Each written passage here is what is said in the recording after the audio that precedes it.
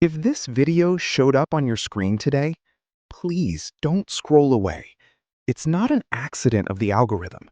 It's because God, or the intelligence that governs this universe, needs you to stop worrying for just a few minutes.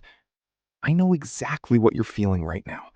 That constant sensation that time is moving way too fast, that you're always late for something, that your life will only truly begin once you resolve that outstanding issue. When that bill is paid, when that relationship stabilizes, or when that goal finally happens. You are living in the when. But today, I want to make an invitation. In the next few minutes, we are going to diffuse this ticking time bomb they've placed in your head. I am going to reveal a perspective that completely changed my life, taking a massive weight off my shoulders. And if you allow yourself to listen with an open heart, it will change yours too. To start, I need to bring back one of the most revolutionary speeches in human history. It doesn't matter what your religion is, or even if you don't have one, just listen to the depth of these words. They are found in Matthew chapter 6, during the Sermon on the Mount. Picture the scene. Jesus goes up on a mountain. He isn't speaking to kings or generals. He is speaking to ordinary, tired people, burdened by taxes, not knowing what they would eat the next day. And he looks at that crowd and says, "Therefore I tell you, do not worry about your life, what you will eat or drink, or about your body, what you will wear. Is not life more than food, and the body more than clothes? Look at the birds of the air. They do not sow or reap or store away in barns, and yet your heavenly Father feeds them. Are you not much more valuable than they? Can any one of you, by worrying, add a single hour to your life?" Think about that for a moment. Can any one of you, by worrying, add a single hour to your life? Jesus was touching on the greatest human wound, the illusion of control. We worry because we believe, deep down, that our anxiety is some kind of protective shield. We think that by suffering in advance, we are preparing ourselves. But the truth is the exact opposite. For a long time, I only knew this passage in my head. I thought it was beautiful, poetic, but I didn't live it.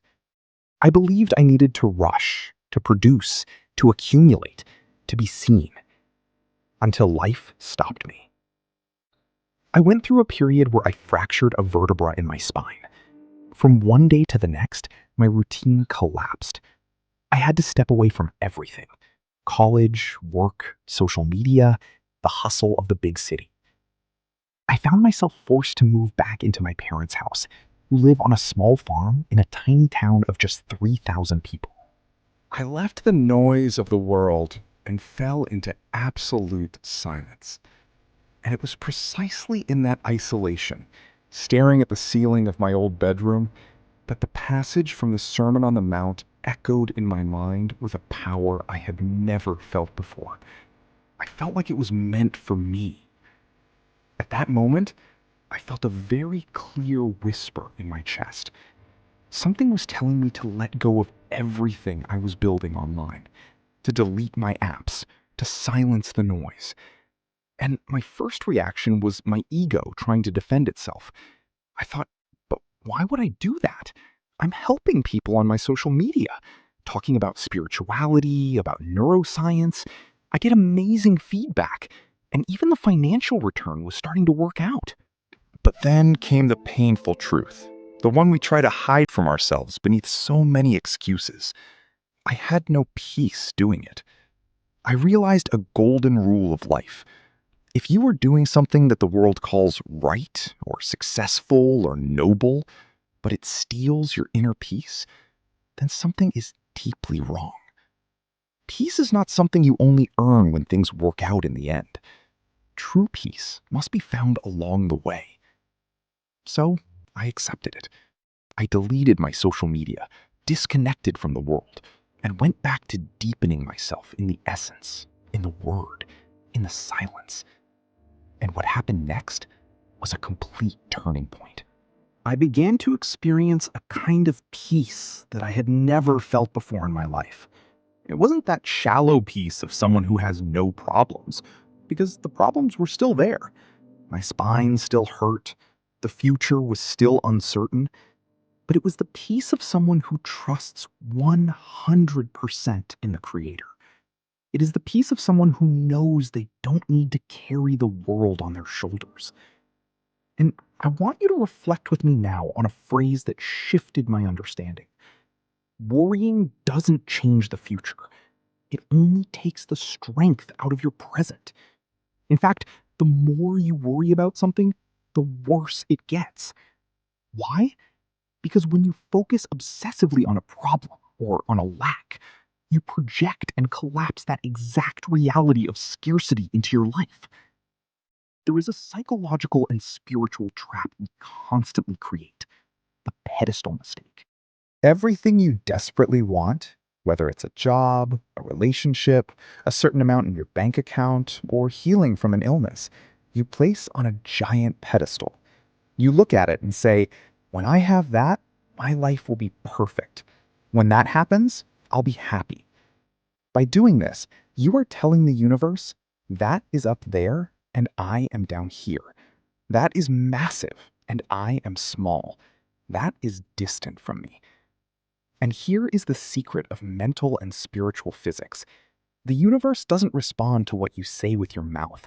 It responds to what you vibrate. If you vibrate in need, in obsession, and in attachment to what is on the pedestal, you are vibrating in lack. And what do you get back?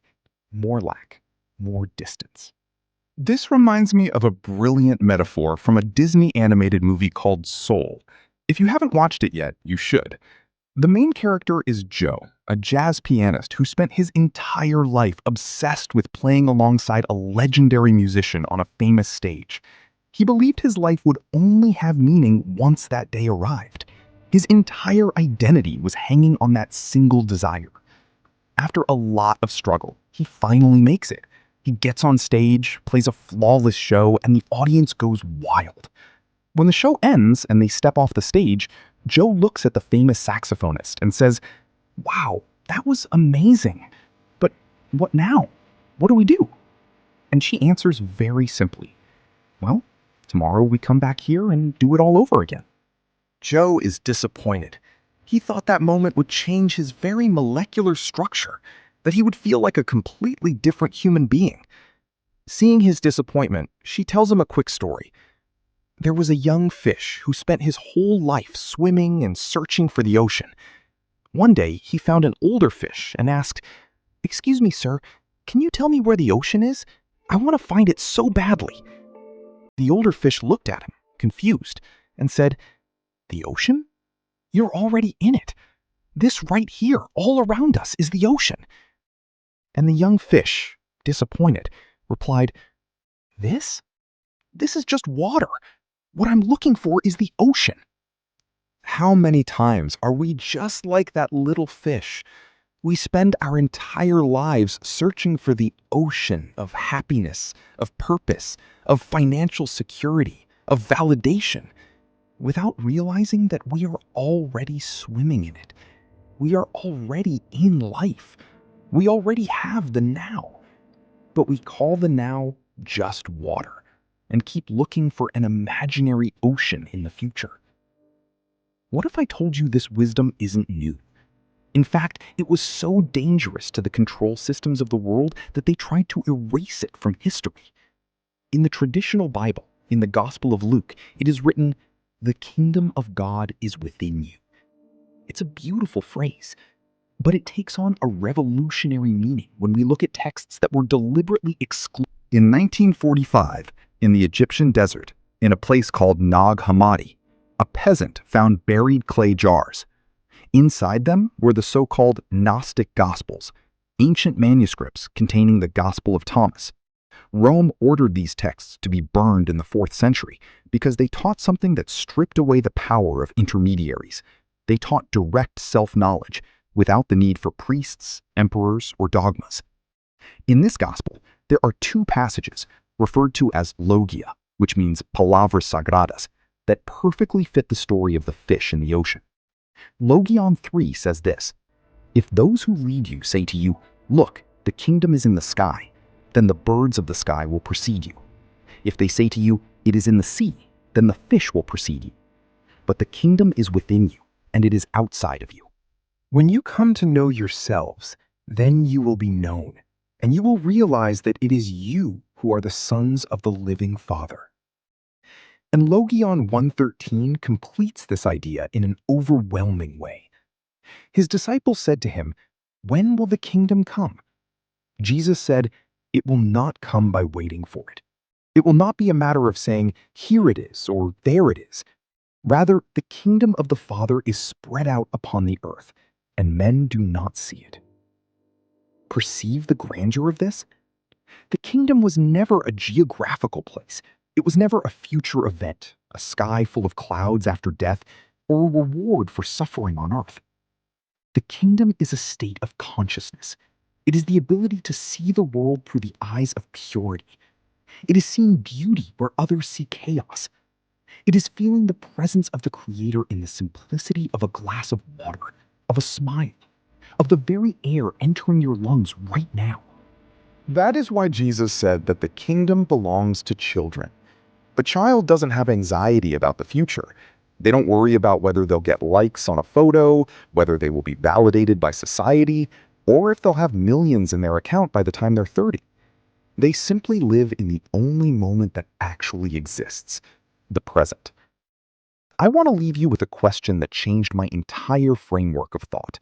One that I want you to write down and reflect on tonight before you go to sleep. What are you failing to see in the present because you are waiting in the future for what is already here? We have a terrible habit of thinking that our life's mission will only begin when we have a massive setup. I remember when I was at the peak of my anxiety with social media, wanting so badly to help people. I thought, I need to speak to crowds. I need millions of followers. I need grand stages. But what was my real focus?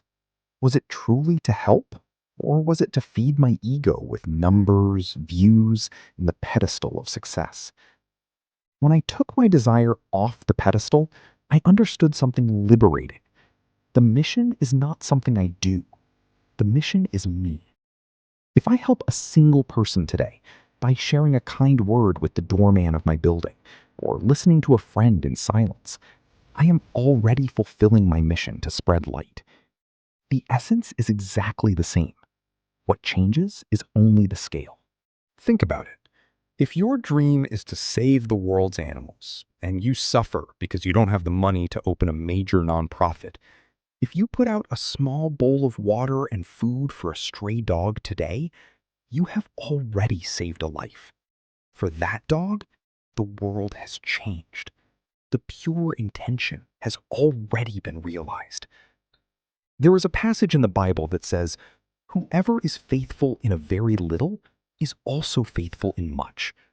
And we usually interpret this as just some moral test from God. But it's not a test. It's a law of the mind. If you cannot find peace, presence, and gratitude in the small scale of your life today, you will never find them on a large scale. If you are unhappy with $1,000 in your account, you will be an anxious, unhappy person with $1 million. The size of the bank account doesn't cure the poverty of the soul. Take your expectations off the pedestal today. Let go of the attachment. Surrender. There is no there. There never has been. When you arrive at the future you plan so much for, it will be lived in the present. All you have ever had, have now, and will ever have is the present moment. Stop looking for the ocean. You are already swimming in it. I truly hope, from the bottom of my heart, that these words have brought a little space and oxygen to your mind.